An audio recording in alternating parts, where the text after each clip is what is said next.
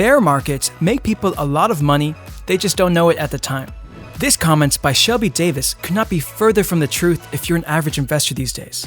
But the fact is that investing and even trading has never been about being in the moment. All things in life have an ebb and a flow to them, and the financial markets are no exception. After the March 2020 flash crash, Bitcoin soared over 500% from its lows in 2020. The rate of growth slowed down drastically in 2021, and the markets have taken a major hit in 2022. We're already down more than 50% from all-time highs, and fear is beginning to consume this space.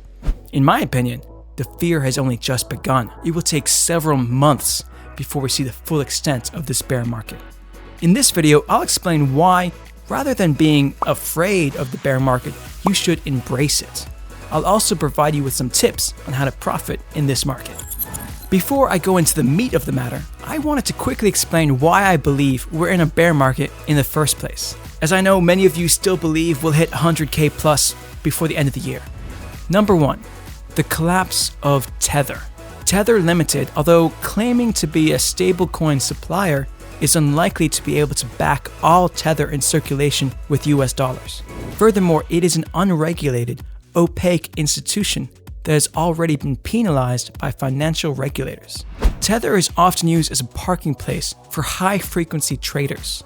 It's also used for leveraged cryptocurrency trading. If Tether loses its peg, it can also tank Bitcoin and Ethereum. It can be construed as part of a systemic risk.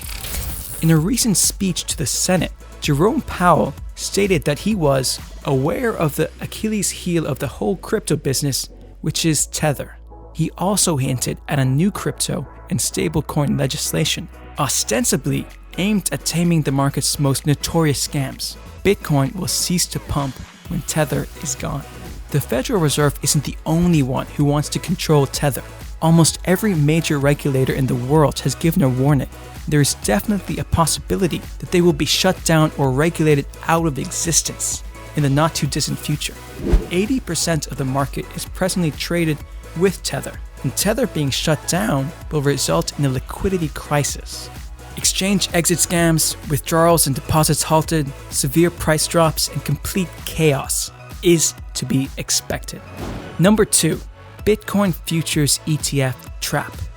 You may recall the huge buzz around the introduction of the first Bitcoin futures ETF in November 2021. Some predicted that Bitcoin would reach 100,000 to 500,000 by the end of the year. Well, they were wrong. The Bitcoin's futures ETF is reminiscent of the December 2017 debut of the Bitcoin futures products, which just so happened to go online on the same day that Bitcoin hit an all-time high of $20,000. The owner of CME also said he had plans to, quote, tame Bitcoin, which he, let's be honest, did. As with all of Wall Street tools, its objective is to manipulate and control the markets. Number 3, record levels of inflows, whales dumping. Bitcoin whales are dumping in flocks. Some of the largest cryptocurrency wallets have substantially reduced their positions. This could be a sign that they know what's coming. Number 4, record low institutional demand. One of the most common misunderstandings about cryptocurrency is that institutional investors want to buy Bitcoin. Now, if we look at Grayscale, their Bitcoin holding hasn't grown in several months, indicating that there's little to no fresh institutional demand. Number 5, Mt. Gox to soon dump 150,000 plus Bitcoin. The rehabilitation plan for Mt. Gox to release 150,000 Bitcoin worth $8.5 billion is now final and binding, according to a November 16 announcement from Mt. Gox trustee Nobuaki Kobayashi. The rehabilitation plan was launched in 2018 with the goal of compensating creditors of the now-defunct Japanese crypto exchange Mt. Gox, which had lost 850,000 Bitcoin in one of the greatest hacks in cryptocurrency history. Once the creditors sell the BTC given out as compensation, Bitcoin could easily drop by around 80 to 90%. We could see a flash crash, resulting in a big drop akin to March 2020. Then, every retail investor will panic and sell, causing the price to plummet even more. So, Why should you embrace the bear market? Think about what happened in the 2000s when the dot-com boom burst. It's extremely similar, structurally and fundamentally, to what we see now in the crypto space. While holding certain coins with little inherent value may leave you with nothing, this is also a perfect opportunity to accumulate projects at a bargain. Companies like Netflix, Google, Amazon, Apple, and Facebook evolved into multi-billion-dollar mega corporations after the tech bubble burst, making long-term investors immensely wealthy. While 99.9% of cryptocurrencies will crash to zero, a tiny percentage will likely increase significantly in the future. Always focus on real utility and do your own research.